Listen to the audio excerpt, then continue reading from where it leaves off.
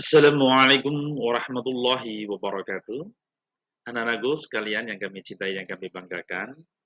Pada pertemuan kali ini, Pak Najib akan menerangkan tentang materi tentang sujud sahwi.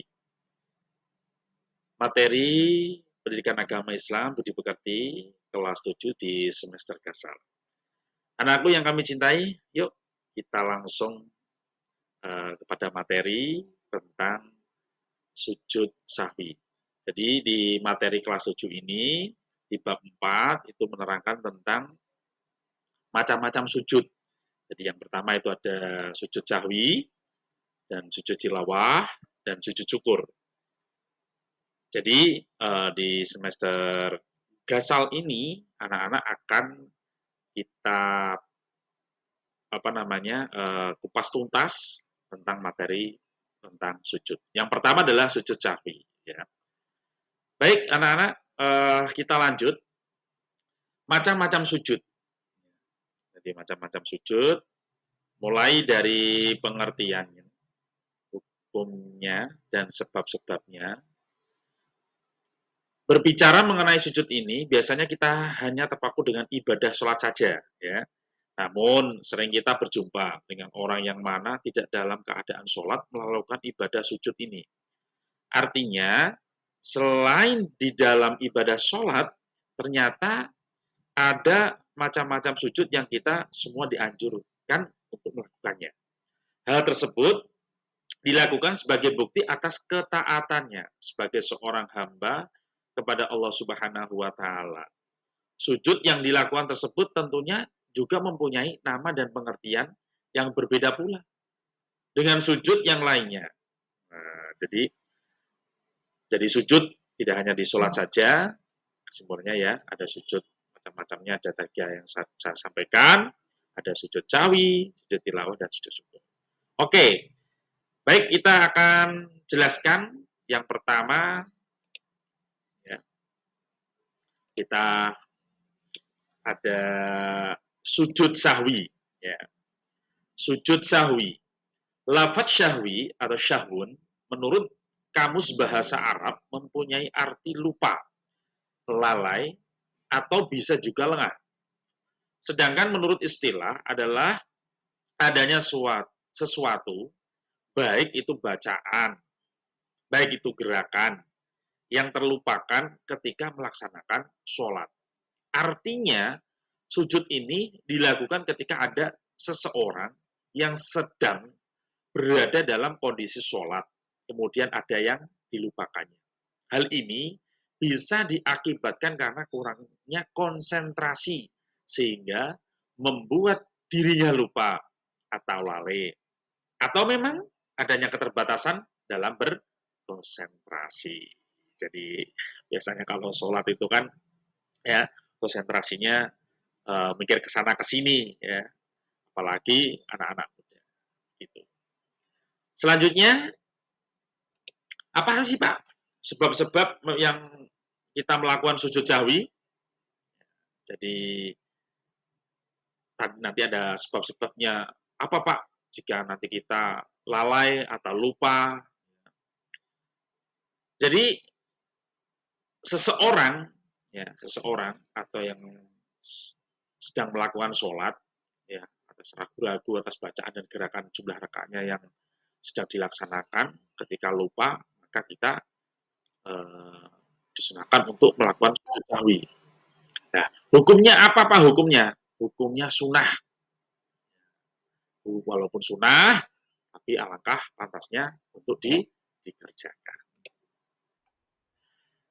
Sebab-sebab melakukan sujud sahwi.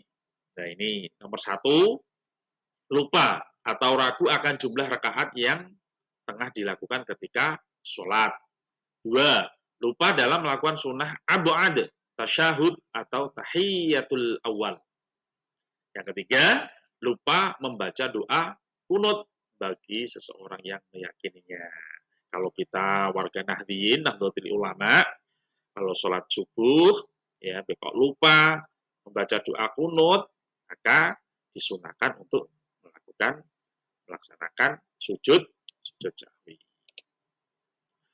Kemudian yang keempat, Yang keempat, lupa menempatkan bacaan sholat atau rukun qauli yang bukan pada tempatnya, seperti membaca surat Al-Fatihah ketika dalam posisi sujud.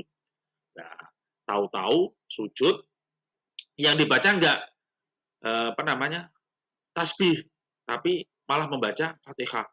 Bismillahirrahmanirrahim. Alhamdulillahirabbil alamin. Rahmanirrahim. Maliki yaumiddin. Nah, ini biasanya konsentrasi sholatnya itu buyar sehingga yang enggak dibaca enggak lafal sujud malah membaca surat Al-Fatihah. Yang kelima adalah lupa dalam melakukan jumlah gerakan sholat rukun fi'li sehingga menjadi kurang atau berlebih dalam melakukannya, seperti rukuk ya dilakukan 2 kali, sujud dilakukan hanya sekali. Nah, inilah biasanya konsentrasi sholat itu ketika kita sedang apa ya sibuk atau apa atau gerusa-gerusu. Nah, ini jadi kita tidak konsentrasi dalam melaksanakan sholat. Pak Najib mau tanya ini ya, hadis tentang sujud sahwi. Ya, Pak Najib akan sampaikan. Kenapa sujud sahwi itu sunnah dilaksanakan? Dasarnya itu adalah hadis tentang sujud sahwi yang diriwayatkan oleh hadis riwayat Abu Dawud. Bismillahirrahmanirrahim. An Abi Sa'idil Khudri. Qala Rasulullah sallallahu alaihi wasallam. Idza syakka ahadukum fi sholatihi falam yadrikam shalla salatan am arba'an falyatrahil syakka wal yabni ala mastayfan thumma yasjudu sajadataini qabla ayyusallima fa in kana shalla khamshan syafa'na lahu salatahu wa in kana shalla itmaman li arba'in kanata targhiman lisyaitan. Yang artinya dari Abu Sa'id Al-Khudri radhiyallahu an ia berkata, Rasulullah sallallahu alaihi wasallam bersabda, apabila di antara kamu sekalian mengalami ragu dalam melaksanakan sholatnya, yakni tidak tahu berapa rakaat ia melaksanakan sholat 3 atau 4 rakaatkah, hendaklah ia hilangkan keraguan itu dan teruskanlah sholatnya itu menurut rakaat yang diyakininya. Kemudian bersujudlah 2 kali sebelum salam. Adapun jika ada yang telah sholat 5 rakaat, maka hal itu telah menggenapkan sholatnya, dan jika ada yang telah sholat dengan sempurna sebanyak 4 rakaat, maka yang demikian itu adalah menjadi penghampa bagi setan. Hadis riwayat Abu Dawud. Ini dasarnya ya, dasar dari tentang dalil sujud.